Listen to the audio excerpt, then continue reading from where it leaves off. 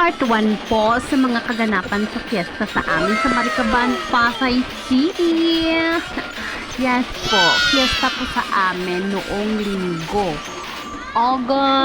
ano ba yon? August 25 po. So, maaga po akong nagising ng dahil sa mga tambol-tambol. Pero napasalamat pa rin ako na nagising ako ng maaga kasi nga kailangan kong tumulong sa aming kapitbahay. Syempre no, wala na nga akong ambag tapos hindi pa ako tutulong. Ano yan? Kasi sa amin guys, may mga tinatawag kaming ambag. So, sa ngayon, wag kang humirit dyan at ako ay nagre-record. Okay? Wala kasi umupo yung kapitan namin. Bali 3 years na ito guys. Pang 3 years na ito guys. Bawat fiesta guys, nag-aambagan kaming mga kapitbahay guys. Sa ngayon kasi parang ginigipit, hindi po talaga parang gipit po talaga. So ang sabi ko lang sa kanila, ang may ambag ko lang ay unang